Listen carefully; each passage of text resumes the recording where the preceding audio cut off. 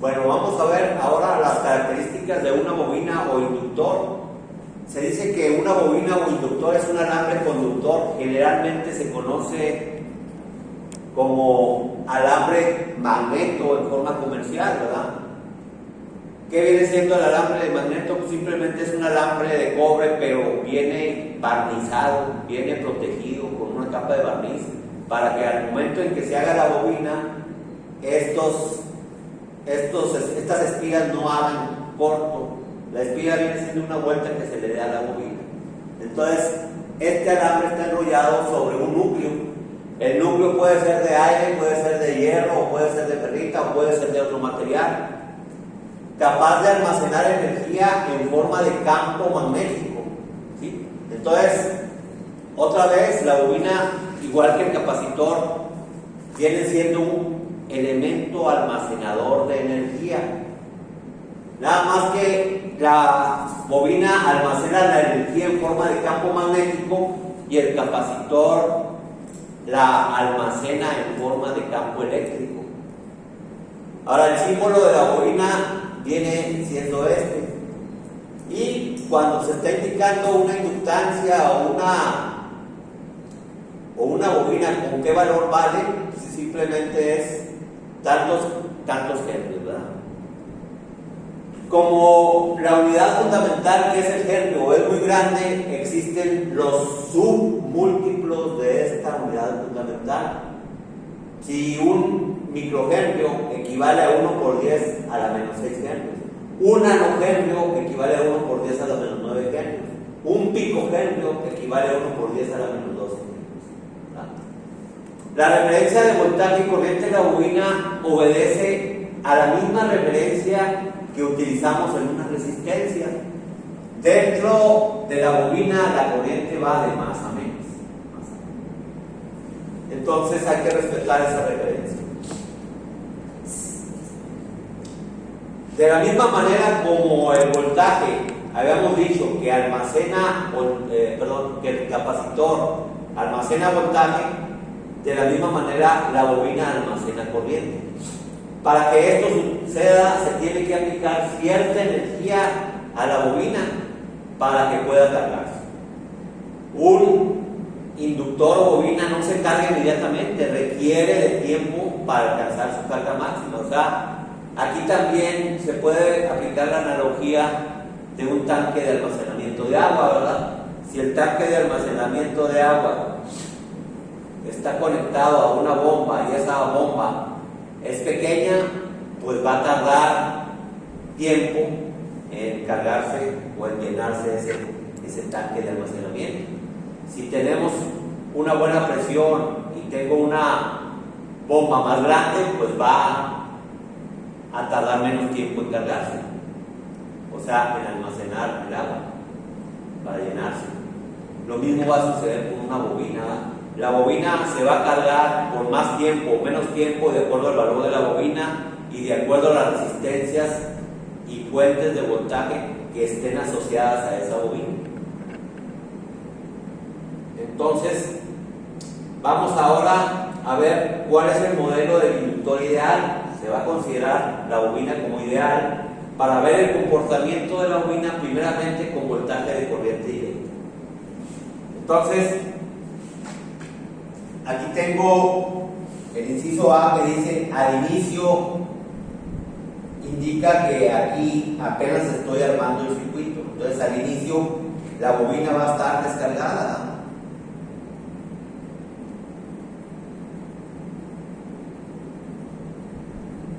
Si la bobina está descargada, entonces, y como almacena corriente, ¿cuánto vale la corriente de la bobina inicialmente? Pues cero, porque va a tener cero almacenamiento de corriente, ¿verdad? Está descargada la bobina. Entonces, ¿cómo se comporta este circuito? Pues se va a comportar de la siguiente manera.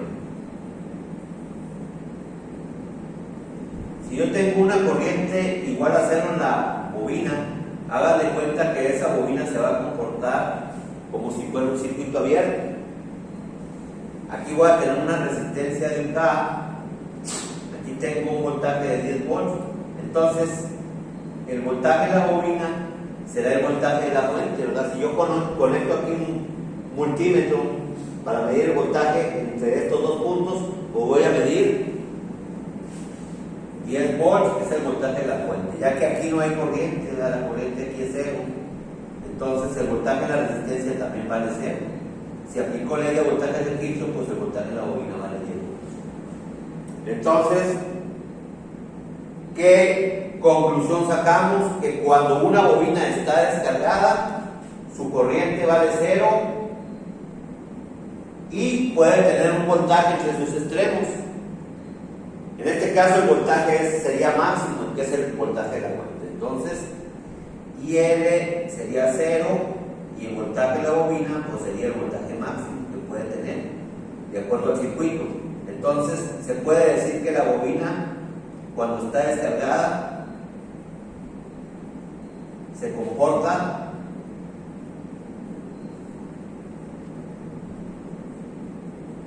como circuito abierto.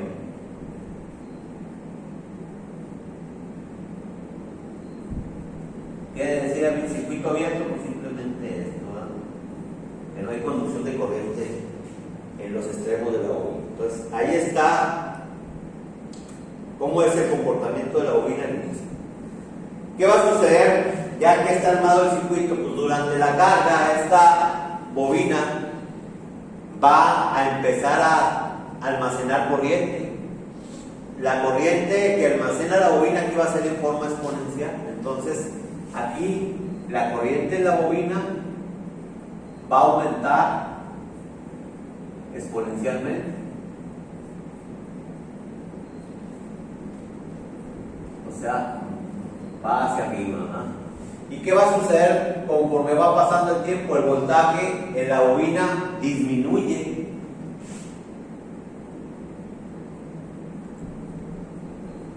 Exponencialmente.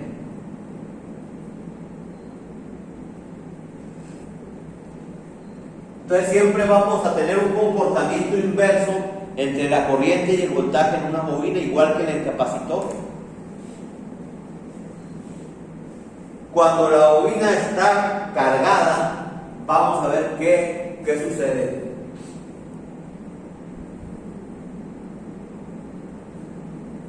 Entonces, cuando ya la bobina está cargada, simplemente la bobina la vamos a considerar como un alambre con una baja resistencia. Entonces, aquí tendría la resistencia de 1 kilo ohm y aquí el voltaje de la fuente sería 10 volts. Entonces, si este es el circuito que queda cuando está cargada la bobina, ¿cuánto es la corriente máxima de carga de la bobina? Pues la corriente máxima de carga aquí sería ¿cuánto? Ley de Ohm, ¿verdad? El voltaje de la fuente va a recaer en el voltaje de la resistencia, ¿verdad? Este potencial positivo se transfiere a este punto de la resistencia y este potencial negativo se transfiere a esta acá. De tal manera que el voltaje de la resistencia es el voltaje de la fuente, son 10 volts. Entonces, la corriente máxima pues sería 10 volts sobre 1 kilo ohm, que serían 10 miliamperes. ¿Y qué sucede con el voltaje de la bobina? ¿Qué voltaje en la bobina tengo? Pues cero, ¿verdad? Entonces, cuando está totalmente cargada la bobina se comporta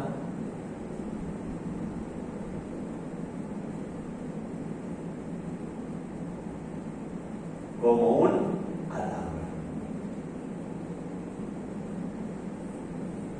Ahí está. Si nosotros graficáramos el comportamiento de la corriente de la bobina y el voltaje de la bobina con respecto al tiempo, ¿qué tendríamos?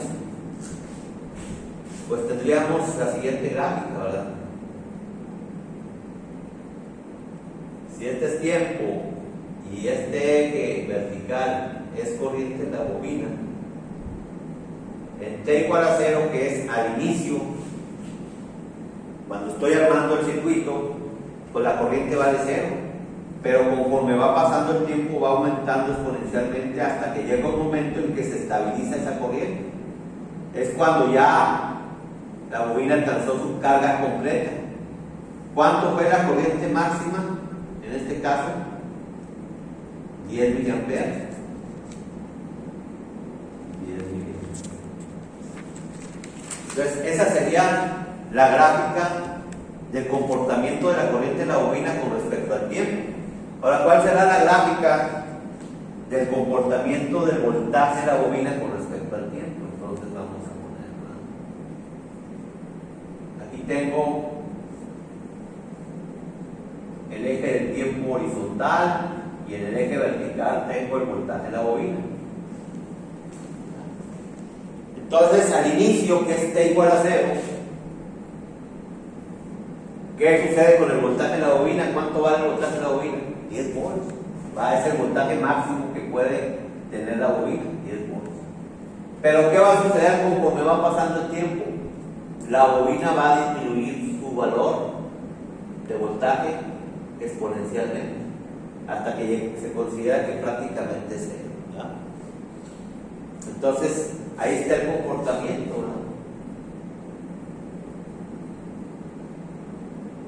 De la misma manera que aumenta exponencialmente la corriente de la bobina, el voltaje disminuye exponencialmente entre los extremos de la bobina. Ahí está. Vamos a cortar